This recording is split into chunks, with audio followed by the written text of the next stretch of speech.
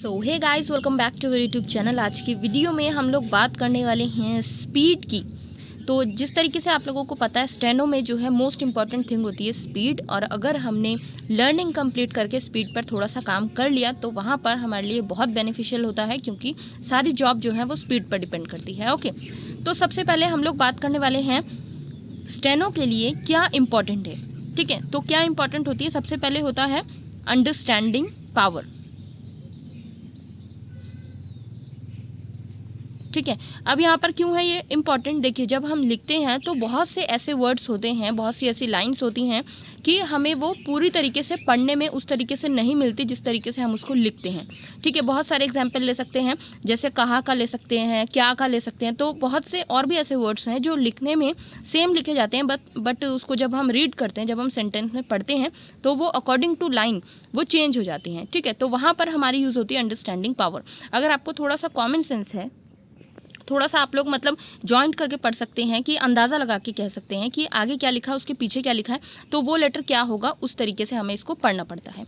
लेकिन एक और चीज़ है, जैसे कि हमने उसके बारे में भी पढ़ा कि जो शब्द चिन्ह होते हैं, संक्षिप्त चिन्ह होते हैं, वो स्टेनो में अहम भूमिका निभाते हैं, क्योंकि उनसे जो है हमारी ये जो राइटिंग स्किल है वो इम्प्रूव होती है, हमारी स्पीड इम्प्रूव होती है। ठीक है, इसी लाइन को अगर हम पूरा लिखेंगे तो यहाँ पर अगर इसके कोई शब्द चिन्ह है तो वो शब्द चिन्ह से हम 3 शब्द चिन्ह में पूरी लाइन लिख सकते हैं।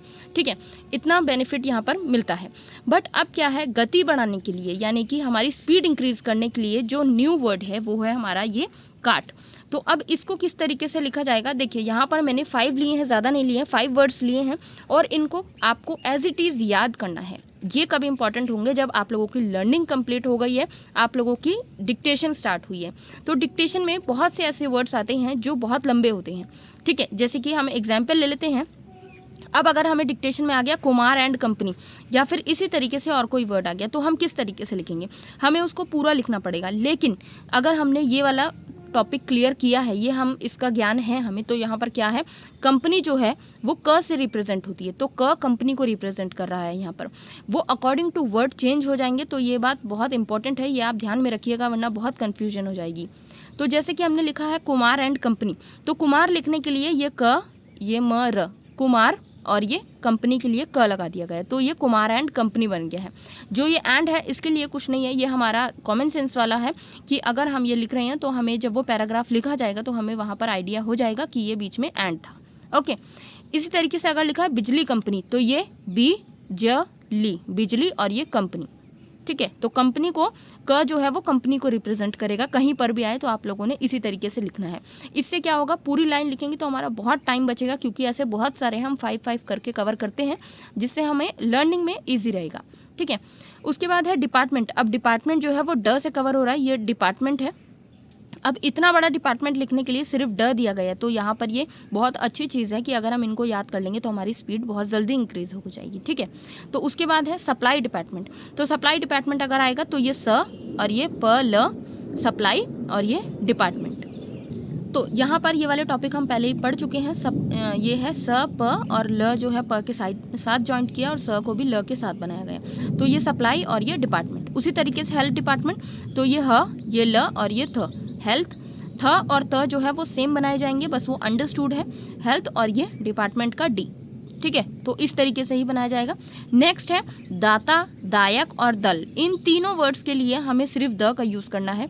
ठीक है, तो अब वो भी डिपेंड करता है सेंटेंस पे कि क्या सेंटेंस में क्या वर्ड आया है, तो उसी हिसाब से हम लोग इसको बोलेंगे। बस आपने ये याद रखना है कि जो द है वो इन तीनों को रिप्रेजेंट करेगा। अगर हमने लिखना है अन्नदाता, तो ये अन और ये दाता। अन के लिए क्या है, यहाँ पर वॉवल लगा भी सकते हैं, ये अ न अन। ठीक है, लेकिन हमको अब द भी बनाना है, तो द हमें इस तरीके से बनाना पड़ेगा, इसलिए वॉवल काट दिया गया। ये अंडरस्टूड है कि न दाता नहीं हो सकता, इसलिए वो अन्नदाता है। जब हम सेंटेंस लिखते हैं तो हमें वहाँ पर ईजिली वो चीज़ याद हो जाती है। ठीक है, उसके बाद है दायक। तो दायक के लिए लाभदायक और प्रेरणादायक। तो लाभ सिंपल है, ल भ लाभ, और ये दायक। प्रेरणादायक, तो ये प्रेरणा, प्रेरणा, और ये दायक। अब ये क्या है, ये थोड़ा सा टेढ़ा भी हो सकता है, इस तरीके से भी हो सकता है, तो वहाँ पर भी आप लोगों ने ध्यान देना है जैसे सेंटेंस बनाया जाएगा। अब अगर ल यहाँ पर आ जाए इस तरीके से तो ये ऐसे बनेगा, लेकिन अगर कुछ ऐसा सेंटेंस या कुछ ऐसा रेखाक्षर आ जाए जो इसको टेढ़ा बनाने पर मजबूर करे, जैसे कि ये वाला था ऊपर ये वाला बिजली कंपनी, तो इसमें ल इस तरीके से जा रहा है और क जो है वो इस तरीके से ही बनेगा। ठीक है, तो अब यहाँ पर चाहे इसको ये कट करे, चाहे ऊपर लगे चाहे नीचे लगे, आपको सिर्फ इसको कट कर देना है ताकि वो आपके लिए ईजी रहे कि आपको समझ आ जाए कि क्या लिखा है। ठीक है, उसके बाद है एक ये भी है शक्ति दल। तो शक्ति दल में भी शक्ति का शब्द चिन्ह इस तरीके से पड़ा था और दल के लिए सिंपल। नेक्स्ट है पार्टी, और पार्टी और पति को जो है प रिप्रेजेंट करेगा। ठीक है, तो कांग्रेस पार्टी, तो ये कांग, ये ग्रे और ये स, कांग्रेस और ये पार्टी। उसी तरीके से उद्योगपति, तो ये उद्योग, ये वॉवल यहाँ पर नहीं लगाया क्योंकि अंडरस्टूड है, थर्ड साउंड है इसलिए लाइन को कट करके आया है, उद्योग और ये पति।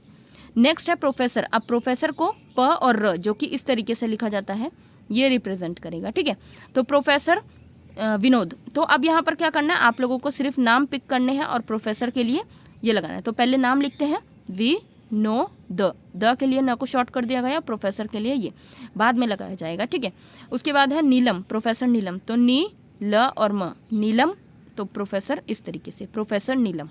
तो ये 5 थे, आप लोगों को एज इट इज़ ये याद करने, इसकी प्रैक्टिस करनी है ताकि जब डिक्टेशन हो तो आप लोगों को स्पीड में कुछ कमी ना रहे। कुछ भी डाउट रहता है आप कमेंट में पूछ सकते हैं। एंड आज की वीडियो में इतना ही। Thank you so much for watching this video.